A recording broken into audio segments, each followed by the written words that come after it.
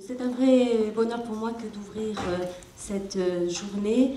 Je veux remercier très sincèrement le département de psychanalyse pour cette initiative qui, je crois, entre dans un cycle de journées qui sont biannuelles, mais cette année tout particulièrement puisqu'il s'agit en même temps de célébrer notre cinquantenaire et que parmi évidemment les originalités de cette création, il y avait ce département, cet enseignement de la psychanalyse que vous avez questionné cet après-midi. Donc vraiment merci beaucoup, et je dois dire qu'à quelque chose près, cela coïncide avec l'ouverture officielle du centre expérimental de Vincennes, puisque ce fut au mois de janvier 1969. Donc, une fois de plus, je voudrais dire que pour nous, il est absolument essentiel que la psychanalyse puisse se faire entendre dans une université, et en particulier, évidemment, dans la nôtre. Je voudrais un tout petit peu revenir, alors très modestement, parce que si ce sont des questions qui me sont chères, je n'en suis aucunement spécialiste. Je voudrais simplement revenir sur les concepts ou anticoncepts qui sont aujourd'hui abordés, ceux de vérité et de réel, avec évidemment les convocations de la science, de la littérature, de la philosophie qui sont les vôtres. Je voudrais simplement dire que pour moi, lorsque j'ai essayé de dénouer un peu ces fils complexes, de comprendre ce qui pouvait distinguer vérité et réel, évidemment me référer aux trois registres de RSI, ce qui m'est quand même, pour moi, comme expérience, ce qui a été le plus révélateur de ce que peut être cet insaisissable réel, eh bien, c'est quand même la poésie et un poème de Mallarmé, que je pense que tout le monde connaît, mais que je vais me permettre de lire. C'est celui où il aborde la question de la chose, de l'objet. Je commence déjà à hésiter à travers son inexistence. Je vais parler du ptyx. Voilà, je vais vous le lire. Ces purs angles très hauts des diamants onyx, l'angoisse ce matin soutient lampadophore, ma rêve vespéral brûlé par le phénix, que ne recueille pas de cinéraire amphore. Sur les crédences, au salon vide, nul ptyx, aboli bibelot d'inanité sonore, car le maître est allé puiser des pleurs au styx, avec ce seul objet dans le néant sonore. Mes proches, la croisée, au nord vacante, un or agonise, selon peut-être le décor, des licornes ruant du feu contre une onyx. Elle, défunte nue en le miroir, encore, que dans l'oubli fermé par le cadre, se fixe, de scintillation, sitôt le septuor. Vous m'excuserez d'avoir emprunté les mots de Mallarmé pour m'adresser à vous. C'est vraiment pour vous dire que je suis très proche, que j'aurais souhaité écouter tout ce que vous allez échanger au cours de la journée. Malheureusement, je suis rattrapée moi aussi par mes obligations. Je le regrette très sincèrement et je vous souhaite une très belle journée.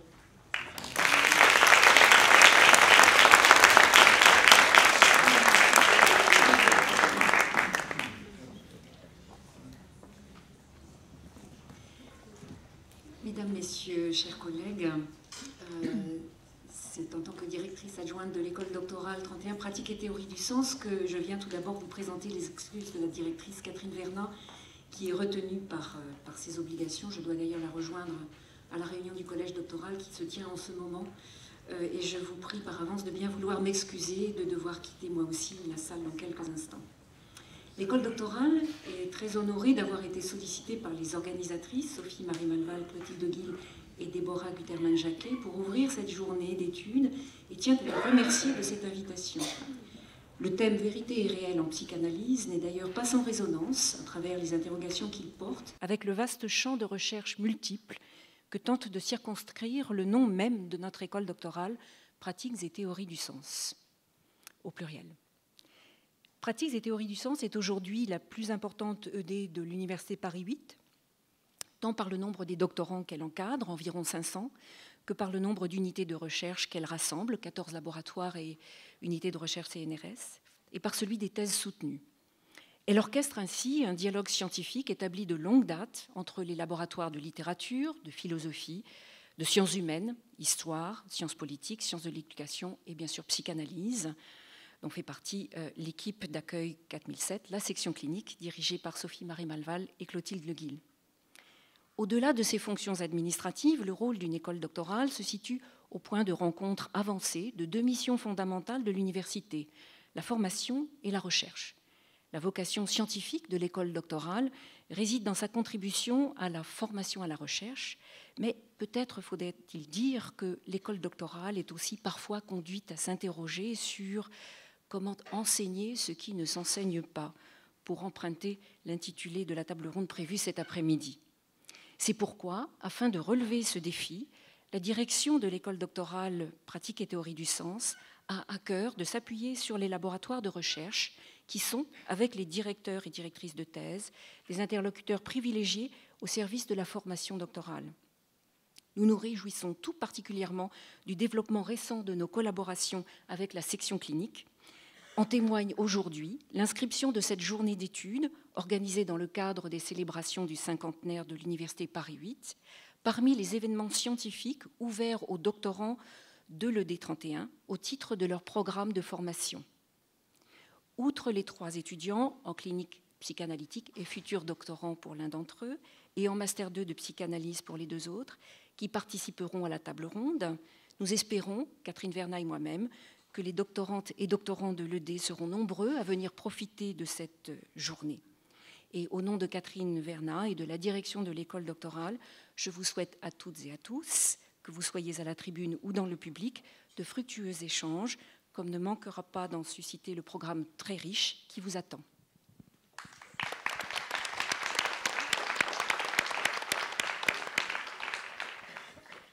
Merci beaucoup vraiment pour votre présence. Et donc maintenant, nous allons laisser Clotilde Leguil, qui a organisé la journée avec Déborah Guterman, ouvrir le thème scientifique de la journée. Voilà. Une journée qui sera en 2 temps. La première, vérité et réel. Un deuxième temps qui est là pour marquer vraiment le cinquantenaire, la projection d'un film de Gérard Miller avec un débat, suivi d'un débat animé par Christiane Alberti. Voilà. Donc j'ai intitulé cette ouverture « Vérité, post-vérité réelle ». L'époque, dit-on, est à la post-vérité. Ce qu'on appelle la post-vérité peut être considéré comme la version mondialisée et numérique du relativisme et du scepticisme, jetant un doute sur la possibilité même de trouver une vérité. À ceci près que l'expression de post-vérité introduit une référence temporelle. En ce sens, l'ère de la post-vérité, post-truth era, selon l'expression de Ralph Keyes en 2004, veut dire d'abord que l'ère de la vérité serait derrière nous. Cela veut dire ensuite que l'après n'est pas un au-delà ou un en deçà de la vérité, mais une dévaluation de la vérité. Remise en cause par les nouvelles modalités du lien social, la référence à la vérité ne fait plus autorité. Si, à l'ère de la post-vérité, la vérité se balance, la vérité est aussi celle sur qui on peut cracher. Toute vérité en vaudrait en effet une autre, et les fake news permettraient d'agir sur l'opinion de façon bien plus efficace que la soi-disant vérité, vérité juridique, vérité historique, vérité scientifique. Le rapport à la vérité reposerait sur un rapport à l'autre et au savoir qui aurait volé en éclats avec la globalisation et les nouvelles formes du lien social. Matthew d'Ancona, éditorialiste au Guardian, souligne la montée en puissance de cette notion de post-vérité à partir de la montée des fausses sciences, excluant la prescription de vérité et témoignant d'un effacement de la confiance dans les institutions et les médias. Effacement aussi, pourrait-on ajouter, de la confiance en l'autre, de la confiance en toute figure censée incarner un savoir. Effacement qui cède la place à un autre régime de rapport au savoir, celui de la dictature de la transparence, comme l'a nommé Mazarine Pinjot, celui de la tyrannie de l'expertise, comme l'a nommé l'historien Christophe Prochasson. Si ère de la post-vérité il y a, on peut donc dire qu'elle résulte d'une crise de la croyance dans la parole de l'autre, d'une crise de la croyance dans l'existence d'un sujet supposé savoir. Car l'expert n'est pas un sujet, et la transparence abolit elle aussi le sujet. Ainsi, cette crise ne concerne pas seulement l'autre, mais le sujet lui-même. L'ère de la post-vérité est aussi l'ère de l'abolition du sujet et le règne d'une communication de masse qui rend la parole singulière de plus en plus précaire. Car quand tout doit être dit et montré, il n'est plus ni vérité ni sujet. Il y a même, comme l'écrit Philippe Lançon dans Le Lambeau, je le cite, une abjection de la pensée lorsqu'elle croit donner un sens immédiat à l'événement auquel elle est soumise. Là où l'océan de commentaires vient recouvrir l'événement, la parole, l'écrit perdent de leur pouvoir de dire le réel. Plus que la vérité, ce qui compterait aujourd'hui serait l'intensité et l'accélération de la production de contenu et d'informations. À la recherche du vrai, se serait substituée l'exigence de transparence, l'injonction à tout montrer et à tout dire, l'accélération de la recherche de satisfaction pulsionnelle. Mais alors, la transparence ne donne-t-elle pas accès à la vérité sur tout et pour tous? Là est le paradoxe. L'époque prend en étau les sujets entre l'exigence de transparence, le narcissisme de masse, et la quantification de l'être, l'empire du nombre, selon l'expression d'Olivier Rey. Très tôt, Lacan a perçu en quel sens la vérité n'était pas transparence, et peut-être en quel sens la technologie viendrait annuler le rapport à la parole et au jeu. Le temps n'est pas loin, écrivait-il en 1946, où l'on pourra provoquer la folie en annulant toute distance entre l'image et l'être. Nous serons alors passés, dit-il, de la causalité psychique à la technique scientifique. Vérité, post-vérité réelle, voilà une série de 3 concepts qui pourraient alors indiquer une trajectoire historique, logique et peut-être aussi une cassure. Car quel statut donner au réel si la vérité n'est plus le lieu où le réel vient à se dire et à se symboliser? Alors que vérité et réel depuis le Moyen-Âge sont quasiment synonymes, le latin veritas désignant à la fois le vrai et la réalité, aujourd'hui, vérité et réel seraient disjoints. Mais de quel réel parle-t-on?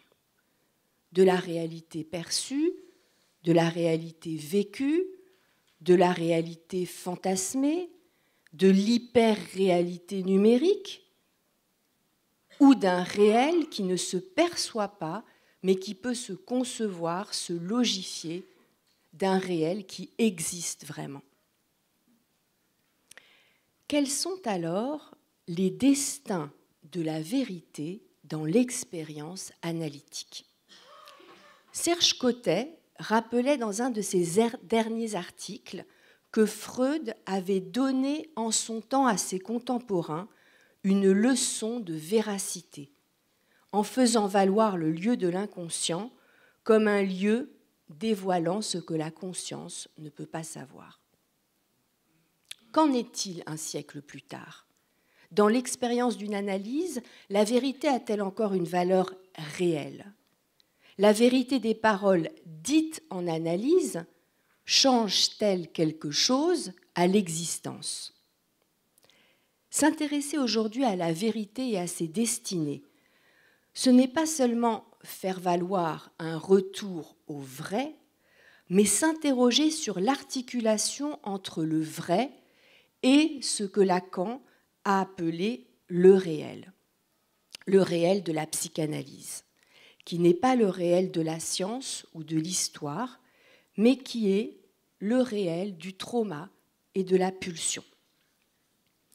L'expérience d'une analyse se présente encore aujourd'hui comme une quête de vérité sur son être, une épopée subjective qui suit le fil de l'énigme que nous sommes pour nous-mêmes. Lacan, dans les années 50, ne redoutait pas d'introduire ce mot presque malfamé de vérité en psychanalyse pour faire retour à l'inconscient freudien. Il a mis la vérité au cœur de la pratique analytique, contre la référence à la réalité des faits. Cette vérité de l'inconscient à laquelle Lacan a fait une place est une vérité du sujet, vérité mise en avant contre l'idéal d'une conformité des dires du sujet avec la réalité. Là où les post-freudiens s'intéressaient à l'adaptation du moi à la réalité, à la vérité des faits eux-mêmes, Lacan, lui, a mis l'accent sur la valeur singulière de la parole en analyse et sur la vérité du sujet. Lacan, là-dessus, est catégorique. Il ne s'agit pas, dit-il, dans l'anamnèse psychanalytique de réalité, mais de vérité. Car la parole vraie a un effet sur le symptôme et sur la souffrance. Car la parole vraie est celle qui restitue l'histoire là où il y avait un blanc. Dans son premier enseignement, Lacan a voué un culte à la vérité de l'inconscient pour en faire l'agalma de l'expérience analytique. Il considérait que ce rapport à la vérité était, je le cite, inscrit au cœur même de la pratique analytique, puisqu'aussi bien celle-ci toujours refait la découverte du pouvoir de la vérité en nous jusque dans notre chair. Oui, le pouvoir de la vérité de nos paroles en psychanalyse s'exerce jusque dans notre chair, car la vérité dont il est question embraye sur le corps. Elle n'est pas une vérité de la pensée, mais une vérité du symptôme qui prend toujours au corps. Et l'expérience d'une analyse est la redécouverte du pouvoir de la vérité en notre corps. Ainsi, je cite Lacan, la découverte de Freud met en question la vérité. Et il n'est personne, dit-il, qui ne soit personnellement concerné par la vérité. La découverte de Freud met en effet en question la vérité de façon inédite. Freud a fait chuter la vérité de la conscience de son escabeau, la vérité du « je pense » de son piédestal, au nom d'une vérité venant d'une autre scène. Il situe la vérité là où jamais auparavant elle n'avait été située, là où on s'attendait le moins à la trouver. La vérité freudienne n'est pas la vérité cartésienne qui s'attrape à travers des idées claires et distinctes. Elle n'est pas non plus la vérité rousseauiste qui s'attraperait à travers la confession la plus authentique. Elle est une vérité inattendue, surprenante, déroutante, vérité de derrière, qui nous révèle que nous ne sommes jamais là où nous pensions être. Je voudrais mettre en série quelques traits de cette vérité nouvelle que Freud a découverte et que Lacan a explorée après lui. Premièrement, cette vérité est une vérité qui parle. Moi, la vérité, je parle, écrivait Lacan. Pour y avoir accès, il faut donc la laisser parler, c'est-à-dire ne pas lui faire obstacle, en la recouvrant de paroles vides, permettant à celui qui parle de s'oublier dans le discours de tous. Après Freud, Lacan a donné la parole à la vérité pour faire taire celles et ceux qui l'empêchaient de parler, qui lui préféraient la réalité, la normalité. Moi, la vérité, je parle, disait Lacan, et il suffit de faire silence sur tout ce qui vient parasiter l'avènement du vrai sur l'être pour m'entendre. En ce sens, Lacan a donné toute sa valeur au faire silence. Pas de vérité sans silence, pas de parole pleine sans dépassement de la parole vide, pas de rapport à l'inconscient sans affrontement à la non-réponse de l'analyste qui fait advenir un autre régime de rapport à la parole, par-delà les mirages du narcissisme. C'est dans la mesure, dit Lacan, où l'analyste fait se taire en lui le discours intermédiaire pour s'ouvrir à la chaîne des vraies paroles, qu'il peut y placer son interprétation révélante. Deuxièmement, en analyse, la vérité se souffre, écrit Lacan. La vérité parle donc là où on s'attendait à ce que rien ne parle, à ce que tout reste étouffé et silencieux. Elle parle justement depuis le silence de la chose freudienne. Je le cite, « Ça parle là, et là sans doute où on s'y attendait le moins, là où ça souffre. » Là où on s'attendait à souffrir en silence, à étouffer sa souffrance, il y a une parole qui attend d'être révélée, dévoilée, arrachée à la souffrance. Cette vérité que nous recherchons pour savoir qui nous sommes est une vérité souffrance. Car c'est sous les espèces de la souffrance que nous l'éprouvons. Là où il y a de la souffrance dans l'existence, il y a pour l'analyse aussi de la vérité. Troisièmement, cette vérité est énigme. Elle est parole obscure et équivoque. Elle est voilée et c'est en tant que cachée qu'elle est vérité. Ne peut être cachée que ce qui est de l'ordre de la vérité, dit ainsi Lacan. Elle dit à mots couverts, elle fait entendre et raisonner, elle dit sans dire, elle ne dit pas tout et demande à être interprétée. C'est une vérité, dit Lacan, qui se dérobe aussitôt qu'apparue. Elle ne se laisse donc pas maîtriser. Vérité de l'inconscient, elle est à situer entre les lignes. Elle confronte celui qui parle à ce qui s'entend au-delà de ce qu'il dit. Freud l'avait souligné, dans la confession, le pécheur dit ce qu'il sait. Dans l'analyse, le névrosé doit dire plus. En ce sens, je cite Lacan, dans l'analyse, la vérité surgit par ce qui est le représentant le plus manifeste de la méprise, le lapsus, l'acte manqué. Nos actes manqués sont des actes qui réussissent. Nos paroles qui achoppent sont des paroles qui avouent. Quatrièmement, la vérité en psychanalyse est vérité perdue. Non seulement parce qu'elle nous confronte toujours à ce que nous avons perdu, mais aussi parce qu'elle nous conduit à affronter l'inconscient comme ce qui se perd.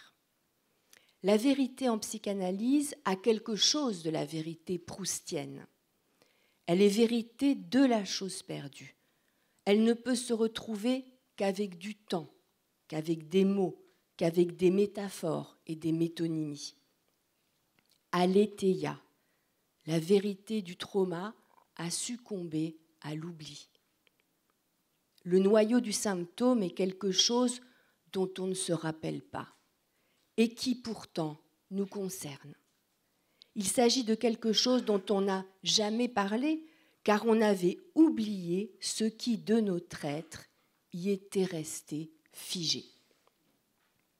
Attaché à un lambeau du discours plus vivant que notre vie même, comme l'écrit Lacan, chacun de nous est condamné à s'en faire l'alphabet vivant.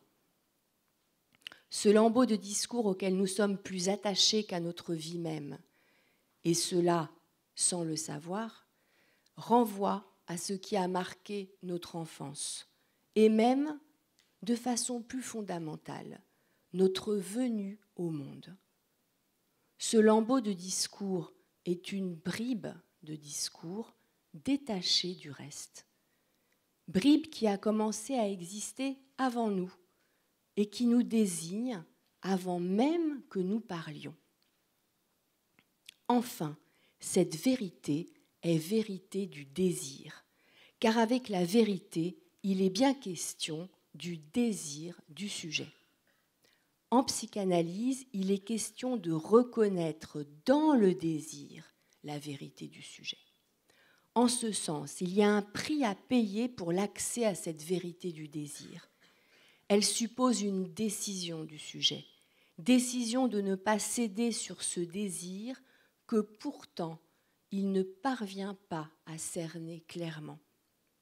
L'accès à la vérité du désir suppose un certain courage, car là où il est question de désir, il est aussi question de sacrifice. Une part de jouissance pulsionnelle est ainsi à sacrifier pour l'accès à la vérité du désir. Cette vérité du désir n'est jamais donnée. Elle est arrachée lorsque le sujet fait du désir une valeur inconditionnelle de son existence. Elle n'advient que si le sujet consent à se détacher d'un certain rapport au bien et à la jouissance. Cette opération qui permet l'accès à la vérité du désir suppose une séparation, une cession, une extraction de ce que Lacan a appelé, en reprenant Shakespeare, la livre de chair. J'en viens à la conclusion de mon exposé. Pourtant, cette vérité en psychanalyse, vérité qui a eu tant de valeur pour Lacan, en est venue à chuter de son piédestal. Car la vérité n'est pas le dernier mot de l'aventure analytique. Car le rapport à la vérité lui-même est destiné à accoucher d'autre chose. L'impuissance de la vérité à dire le réel est ce qui conduit Lacan à donner un autre destin à la vérité en psychanalyse à la fin de son enseignement. Après Freud, Lacan en est venu à remettre en question cette vérité histoire, cette vérité énigme, cette vérité désir, cette vérité parole. Il n'a pas attendu que l'époque dévalue la vérité subjective pour la mettre en question de façon encore plus radicale que Freud ne l'avait fait. En deçà de l'inconscient vérité, il a cherché à cerner l'inconscient réel. Jacques-Alain Miller a ainsi fait valoir le drame du décrochage du vrai et du réel dans l'enseignement de Lacan, le drame de cette scission du vrai et du réel. mais ce n'est pas au nom d'une post-vérité, mais plutôt au nom d'un en-deçà de la vérité que Lacan a fait valoir une vérité qui tient au réel. Ce dernier trait de la vérité en psychanalyse nous conduit vers un nouveau continent noir, celui des effets du trauma sur le corps. En deçà des effets de sens que l'on peut tenter de dire, il y a des effets qui n'ont pas de sens et que l'on peut essayer de cerner comme ce qui s'est écrit. Lacan vient ainsi à distinguer la région du sens comme celle du symbolique et la région de la lettre comme celle du réel. L'écriture, la lettre, c'est dans le réel, dit-il, et le signifiant dans le symbolique. Cette dernière version de la vérité, vérité au regard des effets réels du trauma, vérité qui tente d'approcher ce qui s'est écrit dans le réel, Lacan l'a appelée vérité menteuse. En ce sens, la vérité est toujours, à certains égards, de l'ordre d'une fiction. Mais seule cette fiction permet de dire quelque chose du réel. La vérité a donc une valeur, à condition qu'elle ne fasse pas croire en sa toute-puissance, à condition qu'elle évoque tout ce qu'elle ne peut pas dire, à condition qu'elle reconnaisse que sur le réel, elle ment. Ce n'est donc qu'à condition de tenir à l'impossible que la vérité a une valeur en tant qu'elle vise le trauma. Je dis toujours la vérité, dit Lacan en ouverture de télévision, pas toute, parce que toute la dire, on n'y arrive pas. La dire toute, c'est impossible matériellement. Les mots y manquent. C'est même par cet impossible que la vérité tient au réel. La vérité qui tient au réel, c'est celle de mon énonciation sur le trauma. C'est aussi celle qui ne cherche pas à donner du sens à l'événement traumatique, mais à le dire à partir de l'opacité de ses effets. C'est celle qui conduit parfois celui qui écrit à inventer un nom pour dire l'innommable. Un nom qui n'a jamais été dit ainsi, un premier nom qui vise à dire l'impossible à symboliser. C'est ce à quoi se voue Philippe Lançon dans Le Lambeau. Il tente d'écrire sur ce qui l'a séparé du monde vivant, sur ce qui lui reste de l'événement qui marquera à jamais son corps, son visage, sa possibilité même de se retrouver dans son histoire. Il nomme la chose qu'il a rencontrée d'un nom qui dit l'informe et le trou en même temps. Cette chose est une anémone de mer. L'anémone de mer, écrit Philippe Lançon, revient tous les soirs lorsqu'il ferme les yeux. L'anémone battait sa propre mesure, envoyait du sang, de l'eau sombre, des souvenirs interrompus ou menacés, comme des images projetées sur un écran dans lequel le spectateur finit par disparaître. Puis, l'anémone projetait de moins en moins d'images et m'aspirait de plus en plus vers son propre vide, vers le fond. Là où était le trauma est venue l'écriture. L'anémone de mer pour dire ce qui n'a ni forme ni sens. L'anémone de mer pour dire l'impossible de la rencontre avec la mort. Car ce qui reste du trauma est bien une force aspirante, un trou dans lequel le sujet peut tomber, et où il lui appartient alors de tenter de s'extraire, en défaisant par les mots ce qui s'est troué pour lui dans son existence. Seule l'écriture est alors à même de cerner les résonances de cette rencontre avec l'abîme. Merci.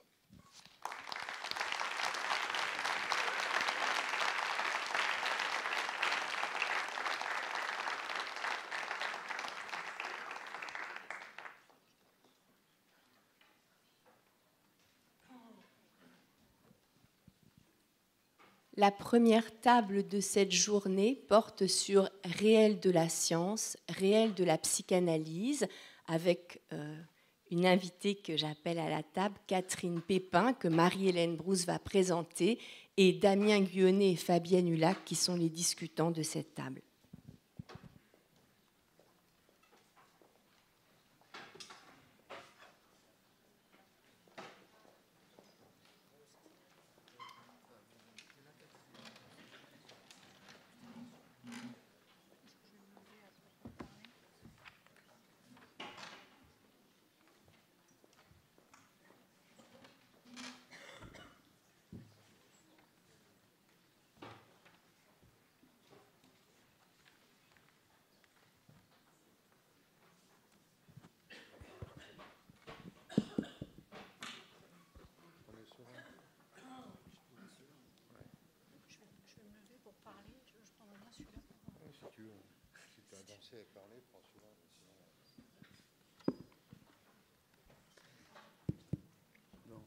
Après ce formidable exposé introductif qui nous a fait parcourir tout l'enseignement de Lacan sur la vérité, je vais faire une petite introduction en 3 points. Après avoir remercié Catherine Pépin, Merci à vous, dont les titres sont en partie là, en partie seulement, il n'y a pas les concours qu'elle a pu gagner. Alors, j'aimerais dire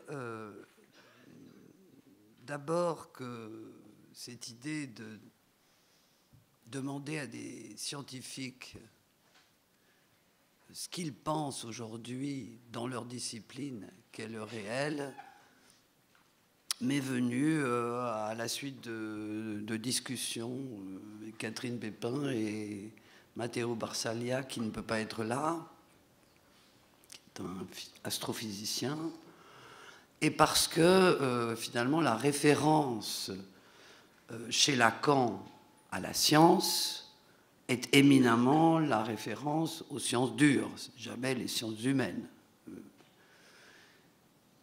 Et que cette référence, ces références chez Lacan, elles étaient en général assez précises et elles étaient aujourd'hui très anciennes.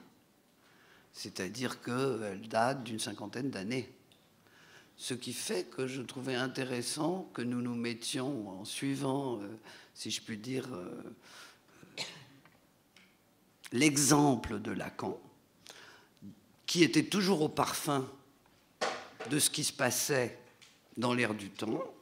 Je me suis dit, ça serait vraiment important qu'on parle, qu'on écoute parler des gens aujourd'hui qui sont immergés dans ce réel-là. Bien, ça c'est le premier point. Le deuxième point, c'est qu'évidemment, le texte de référence pour certains d'entre nous, c'est le texte de La science et la vérité. J'ai discuté avec Damien et Christiane Alberti pour préciser exactement sa date. Sa date, c'est 1965. C'est, me disait Damien, le premier séminaire du séminaire 13, l'objet de la psychanalyse, donc on voit que c'est tout de suite lié à l'objet. Et je voulais aussi situer comme référence un autre point important chez Lacan, que Jacques-Alain Miller, je me souviens, dans un de ses séminaires, avait longuement développé, que je vais énoncer comme ça. Pour Lacan, il y a 2 conditions de possibilité de la psychanalyse. Et c'est à prendre au sens fort. C'est-à-dire, il y a la condition éthique de la psychanalyse, ce qu'on voit apparaître dans Kant avec Sade, c'est la progression du mal dans la subjectivité. Du mal, M-A-L, pas du mal. Là, depuis toujours. Et la deuxième condition de possibilité, c'est ce que Lacan a appelé le sujet de la science. Il n'y aurait pas de psychanalyse s'il n'y avait pas le sujet de la science. Et évidemment, son porte-parole, si j'ose dire, en philosophie classique, c'est justement Descartes. On a été quelques-uns à faire un séminaire sur Descartes, justement dans cette orientation de déployer ce que Lacan veut dire quand il dit que le sujet de la science est le sujet de la psychanalyse. Parce que ça, dit comme ça, c'est très paradoxal, comme l'exposé de Clotilde le montrait. Donc, je vous dis ça pour montrer un des enjeux qu'on a aujourd'hui en écoutant Catherine Pépin, c'est qu'est devenu le sujet de la science, au sens non pas du sujet subjectif, vous, moi et les autres, non, ce à quoi la science est assujettie, plutôt au sens lacanien du concept de sujet, à quoi avons-nous affaire aujourd'hui en science quand on envisage ce qu'en est le sujet? Le sujet, c'est la matière, c'est quoi? Et qu'est-ce que la matière aujourd'hui? On ne sait pas. Alors Catherine, vous allez nous enseigner. Alors je vais me lever. D'abord, je vous remercie pour cette invitation qui pour moi n'est pas habituelle, parler devant une communauté très différente de la mienne. Donc comme vous allez le voir, j'ai préparé un petit exposé de environ 30 minutes. Et en science, on montre beaucoup les choses, on utilise l'image mentale, donc il va y avoir des images. Et en discutant avec Marie-Hélène Brousse, la question c'était celle du réel. Donc le réel pour moi, en tant que physicienne théoricienne qui travaille sur la mécanique quantique, c'est le vide quantique. Donc je vais essayer d'introduire cette notion qui n'est pas évidente, elle n'est pas très souvent vulgarisée.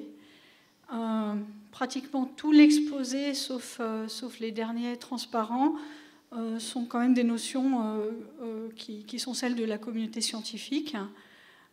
Donc, on ne fait pas de la science tout seul, je parle au nom aussi d'une communauté, avec un point de vue personnel, une interprétation qui est la mienne, en tant que chercheuse.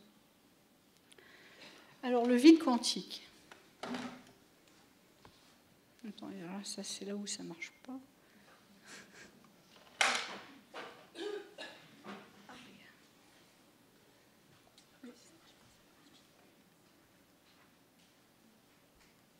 Bon, moi, je vais faire à la main. C'est dommage, mais...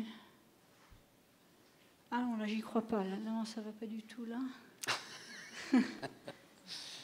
Voilà. Ouf, désolé. On y va. Alors, une définition. Je vais commencer par une définition que je vais lire. En physique, le vide quantique décrit l'état du vide selon les principes de la mécanique quantique. Alors que l'on croyait l'univers rempli d'éther, la physique du XXe siècle a abandonné cette notion pour un espace littéralement vide de matière. Les principes quantiques montrent que ce vide est en réalité rempli d'énergie, qui engendre de nombreux effets. On parle alors d'énergie du vide. Donc cette définition, je l'ai donnée pour introduire deux concepts qui vont être clés dans l'exposé, celui de matière et celui d'énergie. Le concept d'énergie est beaucoup plus difficile à définir, même pour la physique d'aujourd'hui. Alors, pour vous parler du vide quantique, je vais donner un exemple. Cet exemple, c'est un phénomène quantique macroscopique qu'on appelle la supraconductivité, et qui est un phénomène quantique parfait. Donc, en science, la notion de phénomène parfait est très problématique. Si vous demandiez à Newton s'il existe des phénomènes parfaits, vous aurez répondu non. Rien n'est parfait en ce bas monde. Tout phénomène est par nature fini et a une source d'imperfection. Que ce soit le frottement, enfin, tout a une fin, en gros. Eh bien, c'est pas vrai. Il y a des phénomènes qui sont parfaits et ils sont de nature quantique. Ils sont très spectaculaires. Et ça a été une énorme surprise pour la physique du XXe siècle et encore du XXIe, et je pense, si vous me permettez, une petite extrapolation du XXII et du XXIIIe siècle. Ce sera encore des sujets d'investigation, je pense, dans 100 ou 200 ans. Alors, pour introduire un phénomène parfait, il faut d'abord que je vous parle d'un concept très simple, celui de température.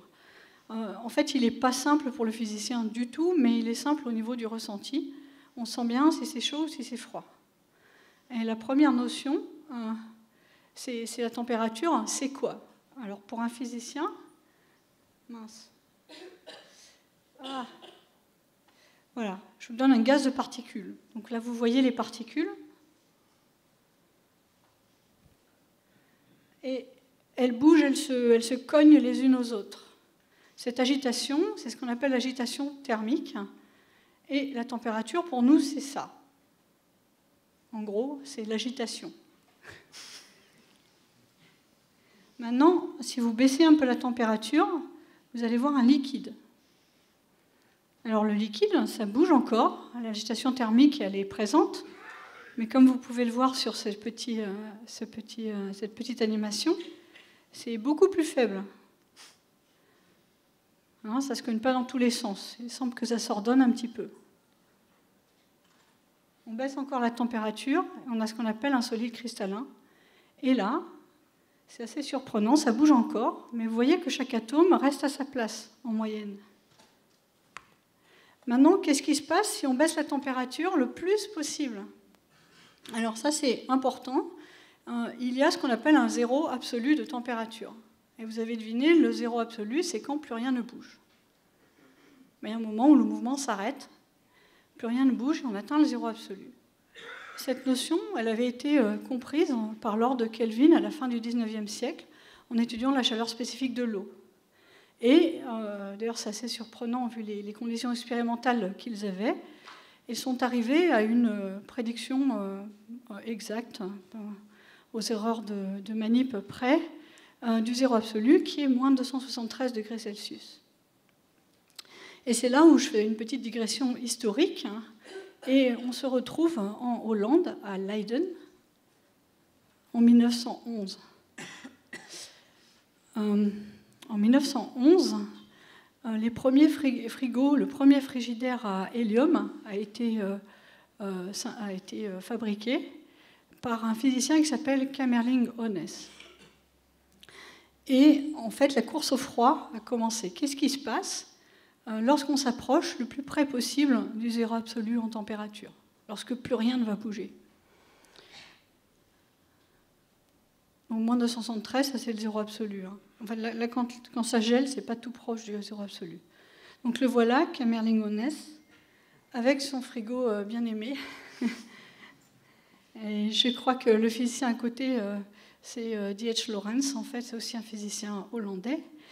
Et alors, il avait été prédit, par exemple, que si on met un métal, comme du mercure ou de l'or, dans ce frigo à l'hélium, donc il arrive à 4 degrés au-dessus du zéro absolu, et un peu en dessous d'ailleurs, en fait, à peu près 2 degrés au-dessus du zéro absolu. Et Lord Kelvin, qui est un des très grands physiciens de l'époque, écossais, avait prédit que comme plus rien ne bouge, les électrons, qui sont les porteurs de charge à l'intérieur du métal, vont s'arrêter de bouger. Donc ça devrait faire un isolant. En avril 1911, Kamerlingh Onnes met du mercure dans son réfrigérateur à hélium. Et il mesure la résistivité du matériau. Alors qu'est-ce que c'est la résistivité? Si vous vous rappelez vos cours de physique, c'est quand même l'une des plus connues, la loi d'Ohm, U égale RI. Donc on injecte par exemple un petit courant et on mesure la tension aux bornes, ou l'inverse, on met une tension aux bornes du matériau et on mesure le courant qui traverse le matériau, courant électrique, qui est porté par les électrons. Ça, je pense que tout le monde le sait. L'électron est le porteur de charge du courant électrique. Donc, il est prédit que ça va devenir un isolant. Donc, la résistance du matériau qui produit dans la lampe électrique, là, le rayonnement est produit par la résistance, doit augmenter énormément pour faire un isolant électrique, hein, un peu comme du plastique ou du bois, des isolants électriques. Et voilà ce qui s'est passé. Il arrive à 4 degrés, la résistance chute à 0. À peu près vers 2 degrés Kelvin, vous voyez.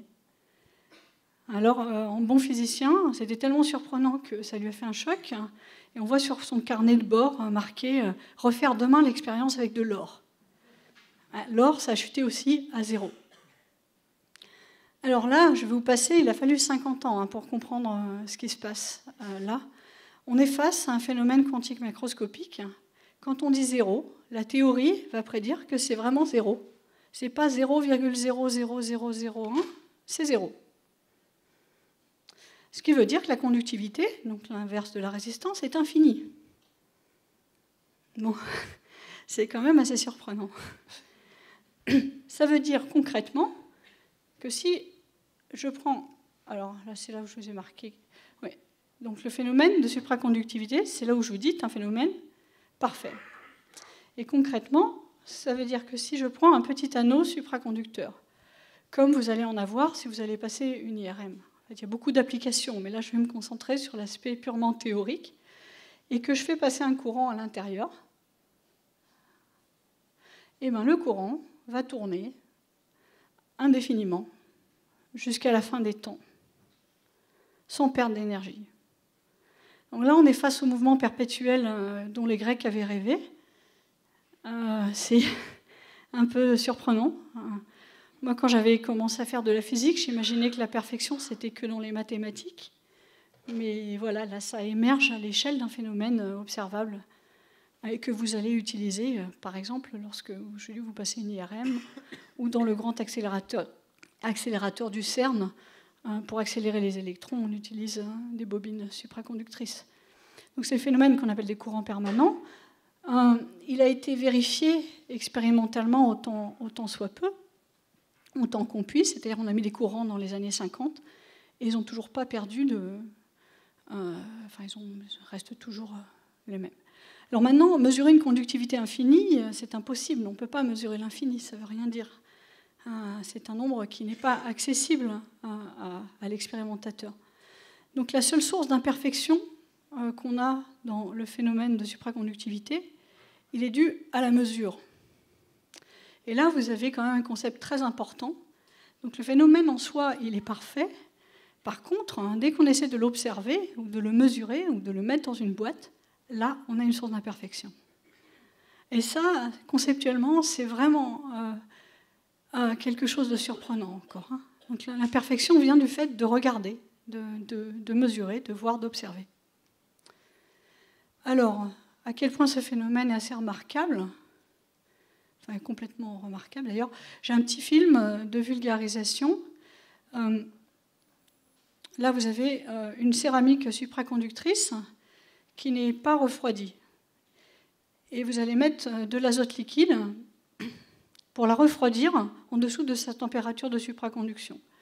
Vous mettez un aimant au-dessus, donc là on enlève le petit banc plastique, et vous voyez que l'aimant lévite.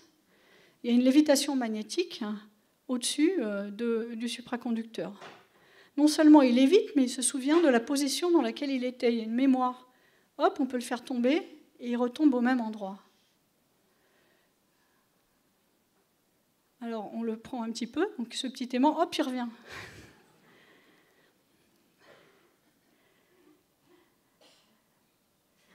Voilà. Donc ça, c'est un remerciement aux collègues d'Orsay pour leur petite vidéo.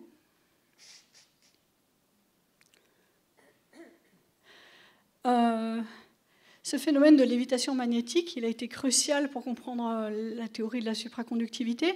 Pour vous donner une idée, la supraconduction a été découverte donc, par Carl Merlin-Onnes en 1911, a été expliquée en 1957. Tous les grands physiciens que vous connaissez, Albert Einstein, Richard Feynman, donnez-moi un nom, ils avaient des théories fausses de la supraconductivité.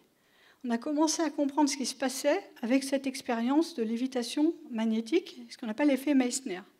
Et si je vous l'expliquais en 2 mots, le supraconducteur, c'est un conducteur parfait. On a vu, il conduit le courant parfaitement.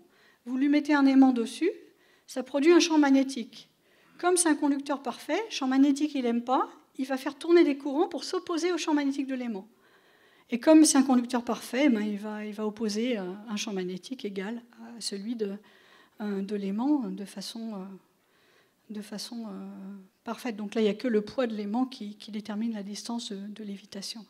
Donc quand on a vu ça, qu'on appelle l'effet Meissner, qui a été mesuré seulement en 1935, donc 20 ans après, les physiciens se sont aperçus qu'il y avait un couplage à ce qu'on appelle l'électromagnétisme ou aux ondes lumineuses. Et là, on a commencé à comprendre ce qui se passait. Quelque chose de très important, c'est que ce phénomène de supraconductivité, c'est le même phénomène, la même théorie, si vous écrivez l'équation des champs, que celle du boson de Higgs. 15 échelles d'énergie plus haut, la nature a reproduit la même chose. Donc la supraconductivité, le boson de Higgs, c'est écrit de façon formelle, avec la même théorie. Évidemment, ce n'est pas les mêmes particules qui sont impliquées, parce qu'on n'est pas aux mêmes échelles d'énergie, mais la théorie est la même. Donc le supraconducteur est constitué de matière. Alors ça, je ne vais pas vous le détailler, de ce qu'on appelle de paires de Cooper, qui sont plongées dans leur vide quantique. Juste pour vous donner une idée à quel point c'est surprenant, lorsque vous faites tourner des électrons, donc les paires de Cooper, c'est deux électrons qui s'appareillent ensemble, comme une espèce de quadrige par partenaire. Ils sont 2 par 2. Et en s'appareillant 2 par 2, ils changent leurs propriétés statistiques, je vous passe les détails. Mais bon, c'est des particules chargées qui tournent. Quand une particule chargée tourne, elle accélère. Quand elle accélère, elle doit émettre de la lumière. Quand elle émet de la lumière, elle doit perdre de l'énergie. Quand elle perd de l'énergie, elle doit s'arrêter. Ça, c'est les équations de Maxwell classiques. Au niveau du vide quantique, les 2 électrons, c'est des particules chargées qui accélèrent, mais elles ne perdent pas d'énergie. Elles accélèrent indéfiniment. Voilà. Donc c'est vraiment pour vous donner l'idée de ce que c'est que le vide quantique. Et la seule source d'imperfection, comme j'ai dit, est due à l'observateur. Et là, je voudrais détailler un peu. J'ai combien de temps? Parce que je voudrais détailler un petit peu le... Bon, j'y vais. Alors, ça, c'est un des principes les plus importants de la mécanique quantique. L'observateur modifie la nature de l'objet observé. Là, je vous ai mis 2 équations, qui sont les inégalités de Heisenberg, ici. Alors, si vous essayez de mesurer la position et le moment, donc la quantité de mouvement, donc c'est la vitesse multipliée par la masse d'une particule, eh ben, vous ne pourrez pas mesurer l'une. Si vous connaissez parfaitement l'une, vous ne connaîtrez pas du tout l'autre. Si vous mesurez l'une avec une précision infinie, vous ne connaîtrez pas l'autre. Donc c'est ce qu'on appelle la dualité onde-particule, et qui dit qu'à toute particule est aussi associée une onde. Donc les deux vont ensemble et sont indissociables en mécanique quantique. Et la constante qui les relie, c'est la constante de Planck, h bar ici, divisé par 2π. Alors voilà, un électron, c'est à la fois une onde et une particule. Et il y a une petite vidéo qui illustre la dualité en particules.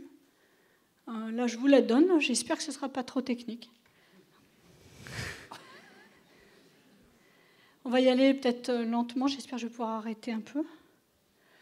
Alors, vous avez 2 fentes ici et vous balancez des balles de ping-pong. Là, c'est des particules comme si vous tiriez sur les 2 fentes. Donc, vous voyez, elles se mettent complètement de façon aléatoire sur l'écran derrière.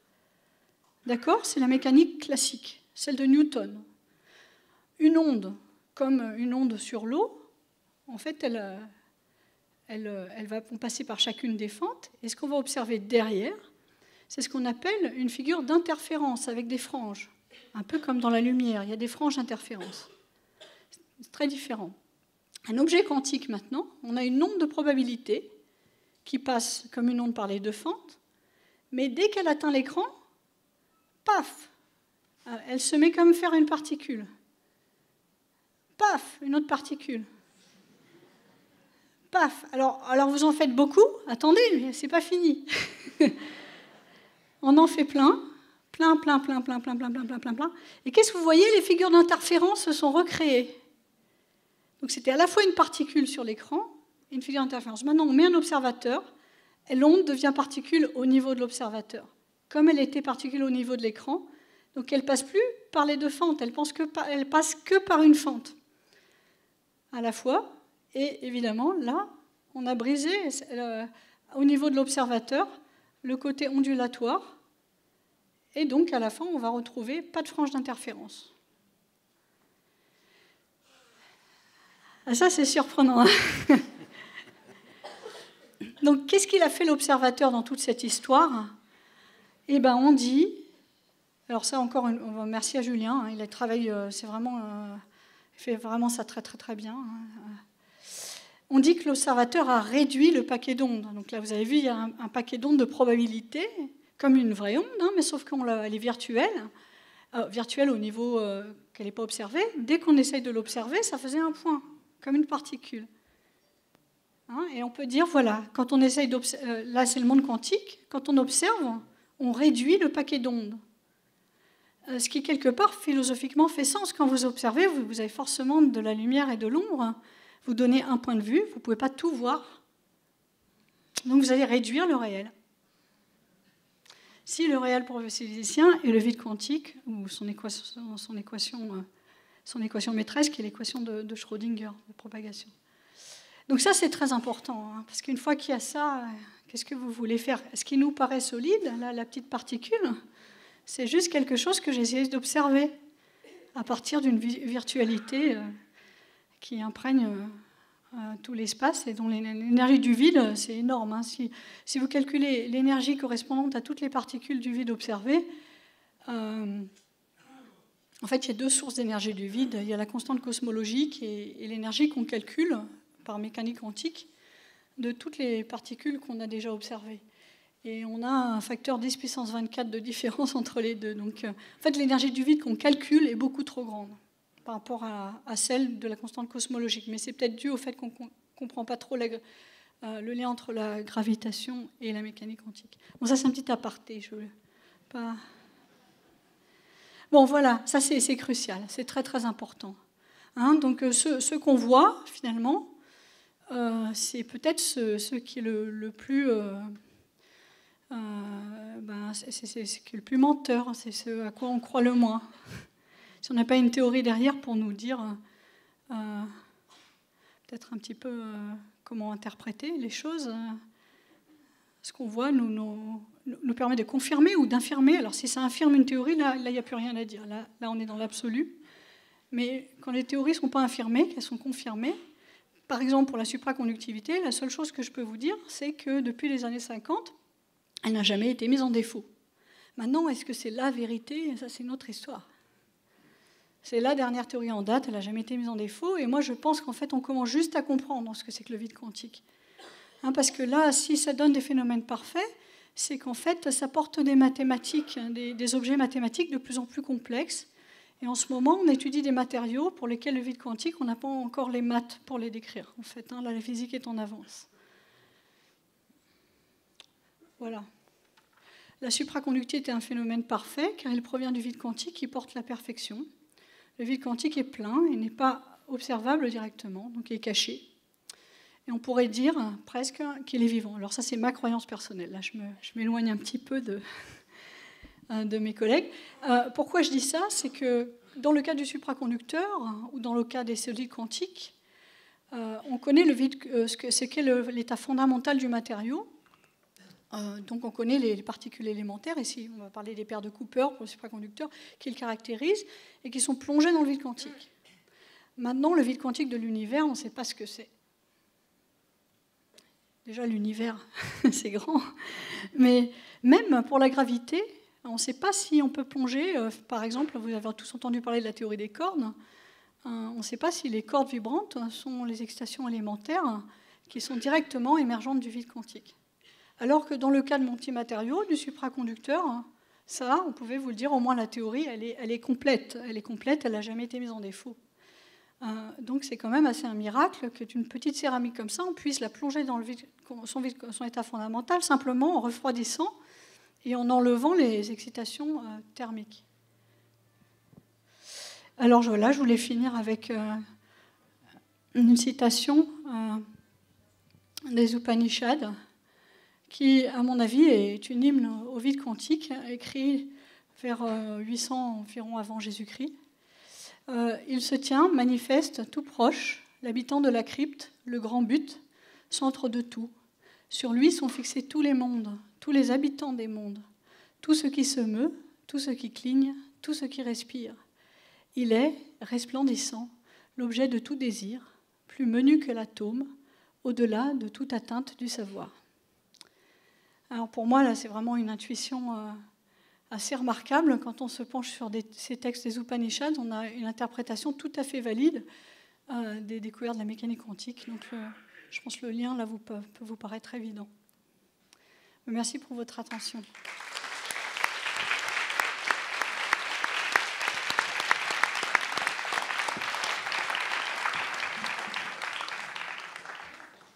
Bon, ben on va lancer le débat, les questions.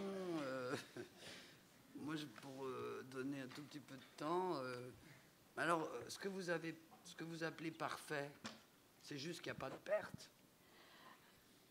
Oui, alors la perfection, il n'y a pas de perte d'énergie. Voilà, c'est ça. Il y a aussi un mouvement éternel quand même, hein. Il y a un mouvement perpétuel. Le mouvement perpétuel, là, quand les électrons ils bougeaient jusqu'à la fin des temps. Un mouvement perpétuel, ça c'est quand même normalement assez idéal. Disons que, encore une fois, si on avait demandé à Newton si ça pouvait exister un jour, le mouvement perpétuel, il aurait dit non. Tout mouvement doit s'arrêter. Ce qui était éternel, c'est peut-être quelque chose qui est à l'arrêt ou qui est dans un espace idéalisé. Mais là, bon, ça n'a pas du tout été mis en défaut, encore une fois. Bon, c'est vrai qu'on l'a fait que depuis 50 ans, mais la théorie prédit qu'on va perdre l'électron, on va perdre le substrat avant de perdre le mouvement éternel. Et c'est pas sûr. Qu'on perde l'électron, si. Les particules, elles ont une durée de vie toute finie. Toutes les particules en physique, c'est comme nous, elles sont mortelles. Elles ont une durée de vie plus ou moins longue, mais elles sont mortelles. Donc d'avoir un phénomène pour lequel la seule source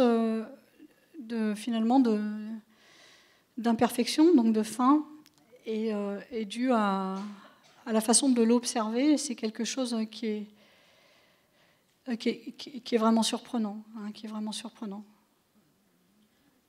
Donc, au niveau des physiciens de la mécanique quantique, oui, c'est quelque chose sur laquelle on n'a pas fini de s'étonner.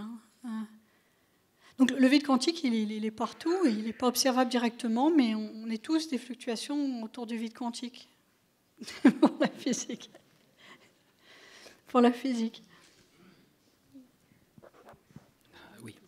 Donc, ce que vous dites, c'est que il faut qu'il y ait la suppression de l'observateur pour aussi obtenir cette perfection. Enfin, le sujet, le physicien, quoi. Quelle place tient-il alors dans cette recherche ? Alors attendez, là vous formulez les choses de façon... c'est-à-dire, pour avoir de la physique, il faut observer aussi. En même temps, vous pointiez que c'était la limite même de la perfection, oui. la place du sujet observateur. Tout à fait. Donc, qu'est-ce qui nous dit que le phénomène est parfait ? On a une théorie qui nous dit qu'il est parfait. On a une théorie qui nous dit que la seule source d'imperfection, c'est l'acte d'observation. Maintenant, cette théorie n'a jamais été mise en défaut. Et pour la vérifier, pour la valider, on a dû observer. Ce qui est un peu paradoxal. Mais c'est très important pour la physique de voir si quelque chose est mis en défaut dans la limite de nos capacités. Donc là, on est vraiment dans le relatif, on regarde dans la limite de nos capacités. C'est pour ça que je ne pourrais jamais vous asséner que c'est la vérité. C'est la vérité, on peut dire peut-être scientifique, une vérité relative, qui n'est pas mise en défaut actuellement, à l'heure actuelle. Peut-être que dans 1000 ans, ce sera tout faux, je ne sais pas. Mais pour l'instant, non. Ça n'est pas mis en défaut par l'expérience. Alors, chaque expérience va introduire un degré d'imperfection. Par exemple, vous faites une mesure de courant sur l'anneau supraconducteur. Vous vous souvenez, l'anneau qui tournait, avec le courant qui tournait. Vous n'allez pas trouver une résistivité nulle.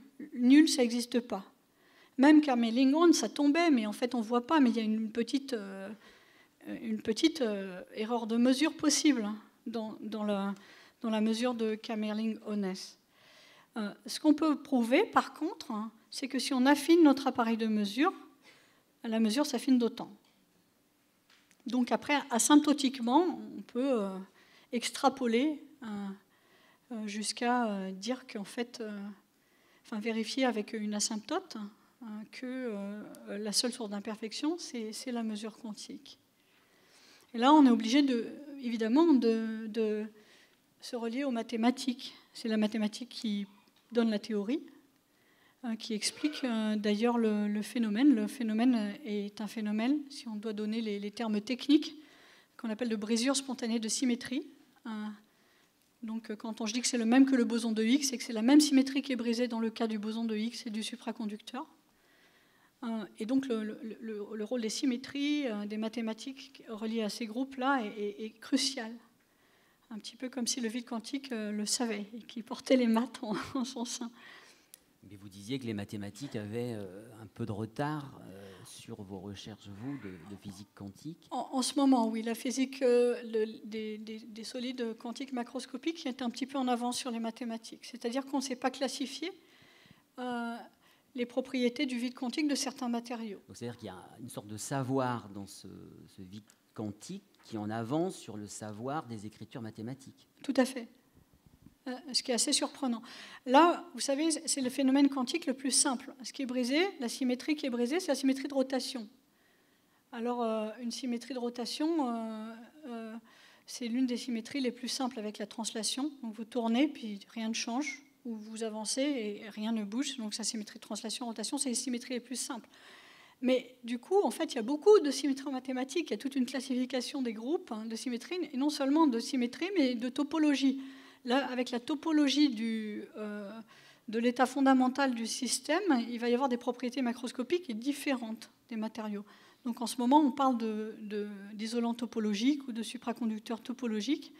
Et c'est vraiment de la vraie topologie. C'est-à-dire que les vides quantiques portent des maths qu'on ne connaît pas encore. Donc, qui sont un défi pour les mathématiciens de découvrir.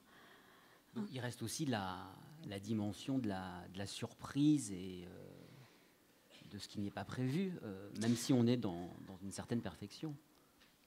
Oui, tout à fait. Même ce phénomène-là de supraconductivité, il n'était absolument pas prévu. Les gens avaient prévu le contraire. Ils avaient prévu de voir un isolant. Donc ça a été vraiment la surprise. C'était le poteau rose en 1911. Alors il a observé aussi la suprafluidité, qui est de l'hélium, qui est l'écoulement de l'hélium sans viscosité, qui est un phénomène similaire à la supraconductivité, mais avec un fluide, un vrai fluide. Mais en fait, il avait observé trop de choses, donc il ne s'en est même pas aperçu qu'il a observé la suprafluidité. Donc ça a été un tel choc que... Bon, quand même, c'est un excellent physicien, donc il s'est aperçu qu'il avait quelque chose d'exceptionnel entre les mains. Et ça, c'est déjà tout ce qu'on pouvait lui demander, parce qu'il aurait peut-être pu passer là-dessus et dire « oh, je ne sais pas ». Mais non, il s'est dit « c'est trop bizarre, on va essayer sur l'or ». Après, il a essayé sur tous les métaux qu'il avait. Donc il a tenu bon. Maintenant, il a quand même fallu 50 ans pour trouver une explication à ce phénomène. Oui, c'est ça qui est intéressant, c'est que ça s'est trouvé dans un contexte où il pensait obtenir l'opposé, le contraire. Oui. Et c'est comme ça que ça s'est fait, cette découverte. Et ça a fait un choc, comme vous dites. Ben, en fait, si je puis me permettre, on peut s'apercevoir ici que la perfection a été complètement minimisée. C'est-à-dire qu'on découvre le zéro absolu de température. Plus rien ne bouge. On va dire, on met un conducteur à zéro absolu, ben les électrons vont s'arrêter de bouger. Donc on s'attendait naturellement à ce que le mouvement s'arrête. Et en fait, c'est l'inverse qui s'est produit. Il y a une conduction parfaite. Donc c'est un peu surprenant. Il semblerait que les physiciens avec la mécanique quantique se sont posés des questions qui sont venues des expériences et se sont posés des questions de façon honnête. Et la mécanique quantique, c'est tout un système où l'interprétation des données joue un rôle. Donc on débouche une espèce d'intériorité. Et pour la physique, c'est quelque chose qui n'est pas courant, ça. On peut avoir une interprétation de la mécanique quantique en termes d'ondes des particules, c'est celle de De Broglie ou de David Bohm, on peut avoir une interprétation en termes de la fonction d'onde. La seule chose qui est dit, c'est la fonction d'onde, un peu comme je vous dis. Moi, j'ai celle du vide quantique que j'aime bien. Tout ça, ça va vous donner les mêmes calculs à la fin et les mêmes prédictions expérimentales. Mais la façon de l'interpréter va varier de physicien en physicien. Moi, j'aime une interprétation de type mystique, comme vous l'avez vu, qui relie la mécanique quantique aux Upanishads. Et mon grand maître dans ce domaine, c'est Erwin Schrödinger. Mais ce n'est pas la seule. Celle de l'interprétation de Copenhague, de Niels Bohr en particulier, est minimaliste. Je l'aime bien aussi, parce que c'est celle qui donne les calculs les plus faciles, les plus accessibles.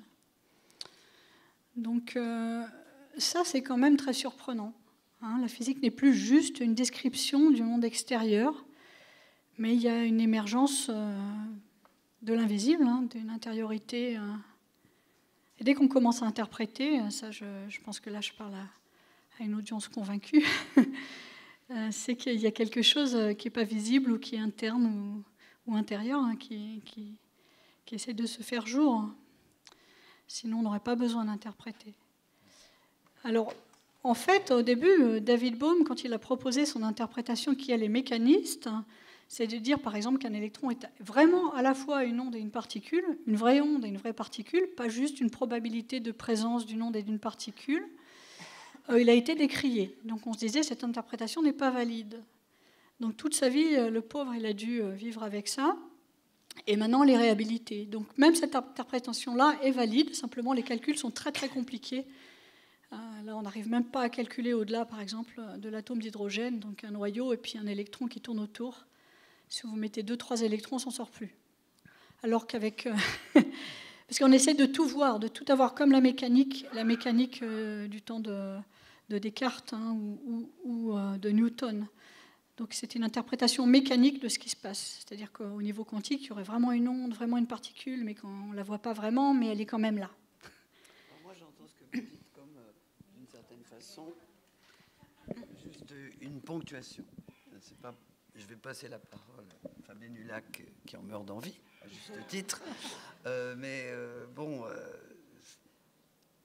sujet de la science a changé. C'est ce que moi, je déduirais de ce que vous dites. Le sujet de la science a changé. Il implique maintenant l'interprétation et même peut-être les interprétations.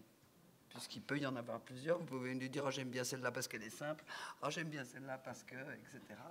Donc, vous réintroduisez quelque chose du multiple et surtout, vous nous montrez que les sciences, dans ce qu'elles ont de plus consistant aujourd'hui, elles incluent l'interprétation. Elles incluent le regard, ça, franchement, ça nous touche de près. Mais l'interprétation, je trouve que c'est très important, je voulais le souligner. Maintenant, Fabienne. Allez. Oui. Freud nous dit que la libido est la manifestation dynamique dans la vie psychique de la pulsion sexuelle. C'est ainsi que chez Freud, la notion de libido est calquée sur celle d'énergie qui relève de la physique. La notion de libido fait place chez Lacan à celle de jouissance, comme le lieu du réel auquel s'applique la psychanalyse. Ce qui implique, du point de vue épistémologique, que le réel soit discontinu. Et pour Lacan, il y a des bouts de réel. Il y a, pour le corps parlant, d'une part, le réel endogène qui concerne la psychanalyse, et d'autre part, le réel exogène qui relève de la physique. Or, à partir de ce réel endogène qu'est la jouissance, il peut s'effectuer une expérience de pensée donnant lieu à des mises en rapport de représentation comme telle imaginaire, jusque-là disjointe. Cette mise en rapport qui entre dans la fonction du symptôme dans l'expérience psychanalytique peut donner lieu chez le savant à une hypothèse, pas encore démontrée, concernant certaines configurations au sein des phénomènes relevant du réel exogène. Ces hypothèses ne seront vérifiées que par le recours à cette théorie générale des formes possibles que sont les mathématiques appliquées au dispositif expérimental. Prenons un exemple comme paradigme de la fonction du symptôme comme invention. La spéculation issue d'un bref temps de somnolence d'Einstein, un ascenseur situé hors champ gravitationnel, traversé par un rayon de lumière, donnant lieu à l'hypothèse de la courbure de l'espace. L'hypothèse fut vérifiée à partir de la formulation mathématique de Riemann à l'occasion d'une éclipse de soleil. Je m'adresse à vous, madame, en tant que chercheuse. Pourriez-vous nous évoquer certaines de vos expériences de pensée qui ont précédé l'effectuation de vos recherches? Donc pour Einstein, c'était le rêve. Pour Murray-Gell-Mann, qui a découvert le quark, c'était le lapsus. Il dit j'ai fait un lapsus et après il m'est arrivé. Donc, qu'est-ce que vous pouvez nous dire pour vous de vos expériences de pensée? Merci pour cette intervention. En fait, je voudrais dire déjà une chose qui est importante, c'est qu'en science, on a une croyance qui n'est pas forcément assumée, mais moi j'essaye de l'assumer, c'est qu'en fait, il existe un seul réel. Donc déjà, c'est une question à se poser. Est-ce qu'il y en a un, deux, trois? On ne l'a pas trouvé, peut-être encore ou pas décrit, ou il est peut-être inaccessible, mais on a cette croyance qui est, je pense, un peu mystique, hein, qui a un seul... que le réel est un. Donc il n'y a pas deux, il y en a qu'un. Je pense que tous les scientifiques, quelque part, ils ont cette c'est ça qui nous pousse, en fait, hein, c'est d'arriver à s'en approcher asymptotiquement, avec une certaine méthodologie, qui est la méthodologie scientifique. Je reviendrai un petit peu là-dessus. Je vais répondre à votre question. C'est un axe un peu différent. En effet, comme vous avez vu, je vous ai montré des images. L'image mentale, ça joue énormément pour la science. Si on n'a pas d'imaginaire, d'imagination, on ne découvre pas.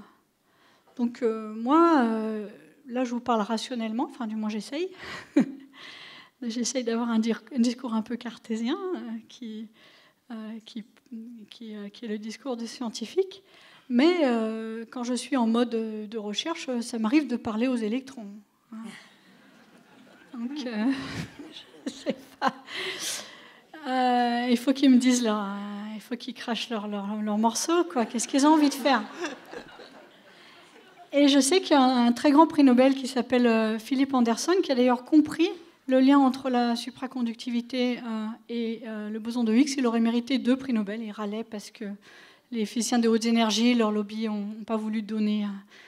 Parce que la supraconductivité a été observée bien avant le boson de Higgs. Les physiciens du modèle standard n'auraient peut-être pas trouvé la solution s'il n'y avait pas eu la supraconductivité.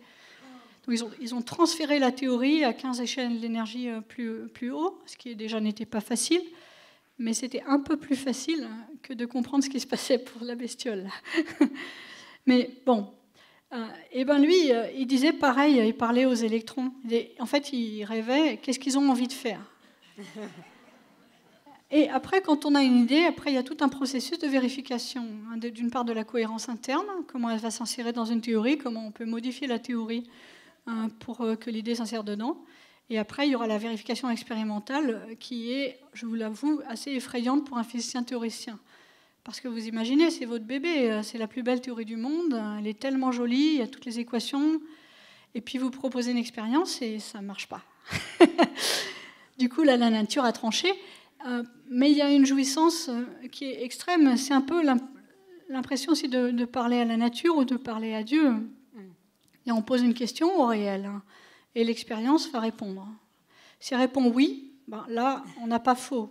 Mais si elle répond non, c'est fini. Là, c'est un absolu. La théorie, elle est invalidée. Voilà, Corbeil. Et ça, c'est très difficile. On nous dit toujours, par exemple, n'essayez pas, pour les scientifiques, n'essayez pas d'être humble. Ça ne sert à rien. Parce que le jour où votre théorie sera fausse en face d'une communauté de pairs et qu'il y a un zouave là au fond de la salle qui va commencer à poser la mauvaise question, ça nous est tous arrivé d'avoir des calculs faux en face de la communauté. Et là, c'est le moment d'être humble. Là, c'est pas très évident. J'aimerais faire partager au public quelque chose que vous m'avez enseigné, qui m'a scotché. Vous me parliez du froid, oui, évidemment, hein, du zéro absolu, et de la chaleur aussi, forcément. On parle du froid, on parle du chaud aussi. Et alors moi, spontanément, à partir d'une expérience intuitive, commune, j'associais toujours le froid à la mort. Puisque l'expérience, quand on touche un mort, c'est qu'il est froid. Et c'est une expérience assez terrible. Et alors vous m'avez dit ce que vous allez, j'espère, nous dire, mais qu'est-ce que c'est que ça? Allez-y. En fait, c'est contre-intuitif, mais en science, on a plutôt tendance à associer le chaud à la mort. Une bombe atomique, vous ne survivez pas, hein, elle est très très chaude. Par contre, si vous congelez un corps, il y a une petite chance que dans 10 000 ans, et ça va ressusciter des corps congelés, je pense. Non, mais c'est très très très probable, hein, vu les progrès de la technologie. Donc en fait, le froid préserve, et comme on a vu, comme il n'y a pas d'agitation thermique avec le froid, quelque part, il est garant d'une certaine perfection qui est peut-être de façon contre-intuitive le germe de la vie. C'est pour ça que j'ai tendance à croire que le vide quantique est vivant. Mais là, c'est très personnel. J'ai tendance à croire que le vide quantique de l'univers est une entité qui porte un degré de perfection qui nous est pour l'instant complètement inaccessible.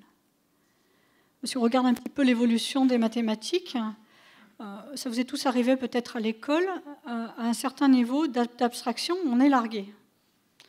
Même peut-être le plus grand mathématicien. Même le plus grand mathématicien du monde. Moi, je me souviens, à l'époque, quand on apprenait l'algèbre linéaire, il m'a fallu 2 ans pour la posséder, en ce sens que posséder, c'est un terme peut-être qui est malencontreux, mais disons que c'était passé dans l'intuitif. C'est-à-dire que j'avais plus besoin de penser, je pouvais aussi parler aux matrices, voilà, et puis hop, c'était comme ci, comme ça, je le voyais, les choses, je les voyais. Et je sais qu'un ami mathématicien, qui était beaucoup plus agile et doué que moi en mathématiques, il lui a fallu 2 mois. Et peut-être un encore plus grand matheux s'était donné, l'algèbre linéaire, ce degré d'abstraction était donné. Et les mathématiciens, en ce moment, ils découvrent des formes, des structures, ils les inventent, ils les découvrent, je ne sais pas, est-ce qu'elles sont là de toute éternité, mais est-ce qu'il y a une limite à ça?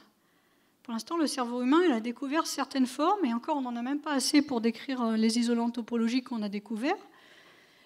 Et s'il n'y a pas de limite, et que vraiment le vide quantique porte en soi la perfection des mathématiques, eh ben, pourquoi est-ce que celui de l'univers, on peut imaginer tout ce qu'on veut, hein. Là, on est vraiment dans une pensée presque platonicienne, je pense, à ce niveau-là. Alors, il nous reste quelques minutes, hein, c'est ça? Et des questions de la salle.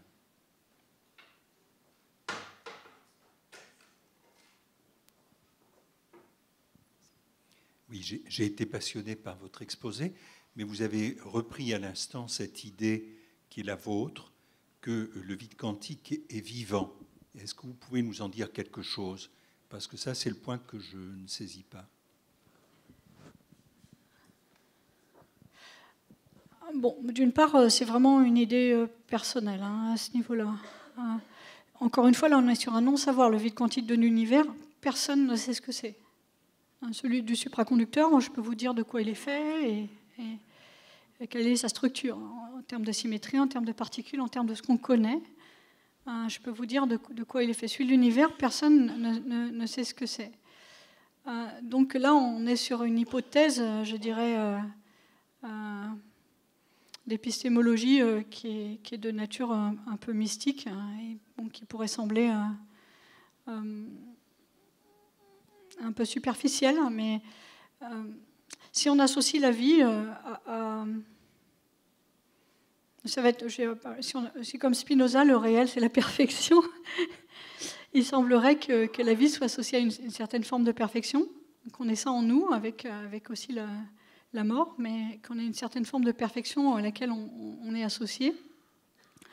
Et dans l'état actuel des connaissances, cette perfection, elle est portée par le vide quantique, et pas par autre chose, dans la manifestation de la perfection. Et c'est en ce sens-là que moi j'extrapolais à dire que le vide quantique est vivant, parce que j'espère que dans le futur, peut-être que la science sera capable de décrire des phénomènes qui sont plus en rapport avec la vie, hein, pas seulement des phénomènes abstraits comme ça. C'est moins précis, je suis désolée, c'est juste une intuition.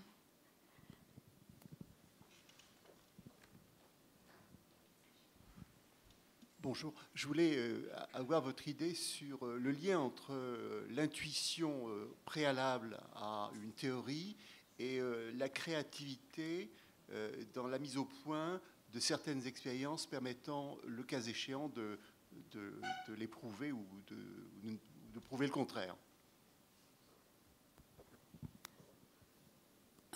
Alors en fait, ça va dans les deux sens.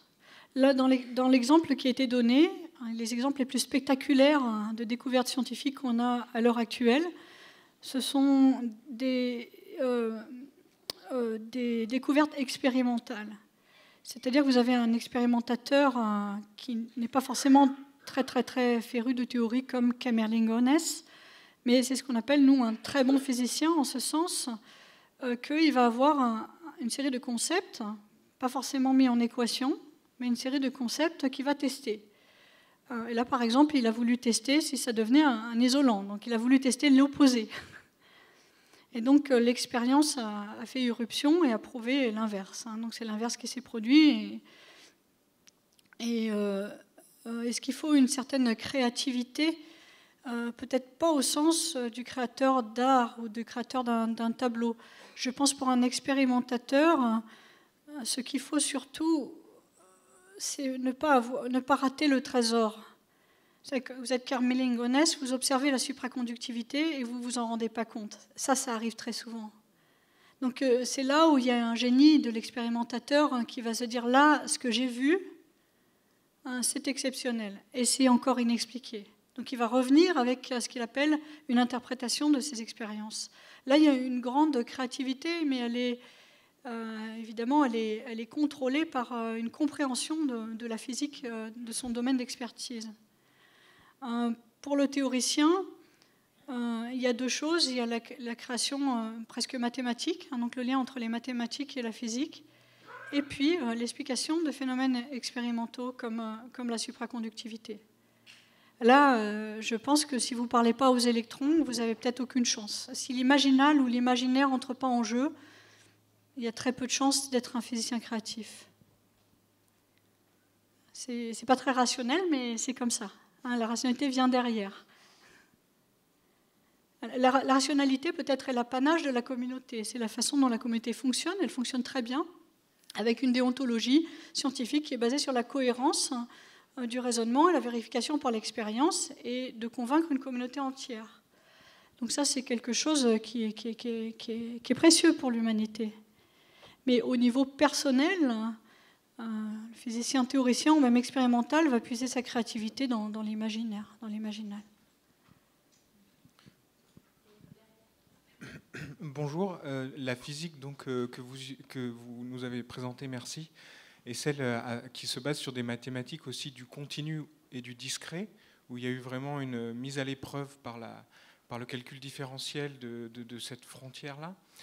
Et donc, vous nous avez appris que, à la base, l'asymétrie un peu qui était intuitée par les Grecs de l'atome, qui était déjà quelque chose d'une idée imaginaire d'une asymétrie, est devenue aujourd'hui une lettre, le H. Et ma question, ce serait la suivante. Pourquoi il y a une petite barre sur le H ?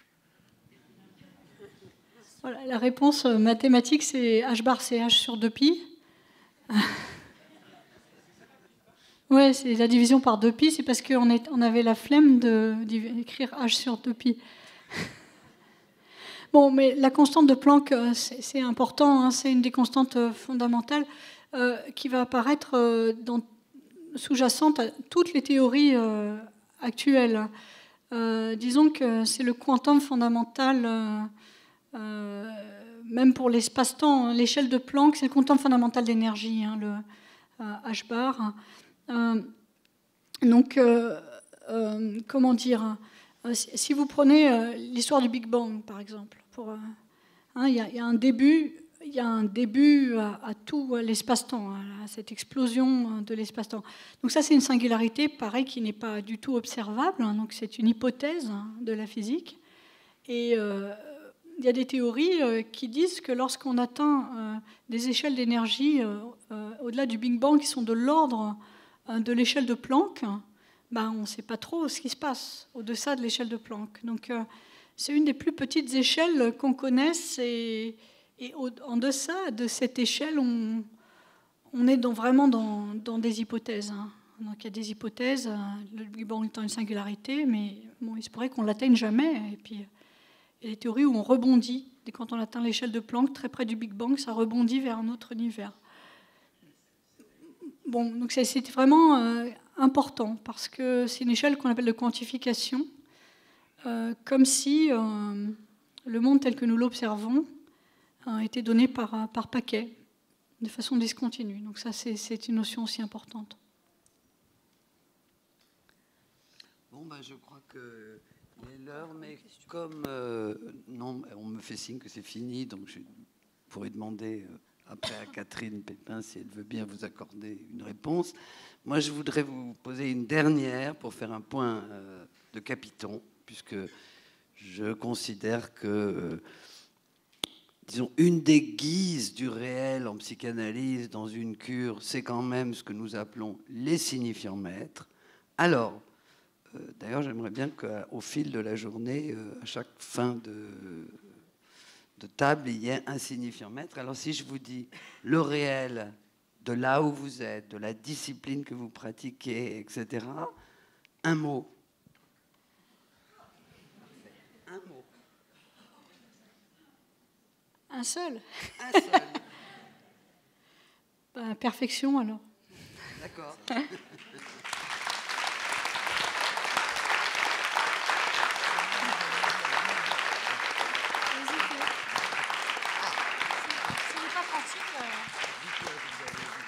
J'ai hésité, j'ai failli dire vide, mais s'il n'est pas quantique, je ne veux pas dire que c'est vide, parce qu'en fait, c'est plein.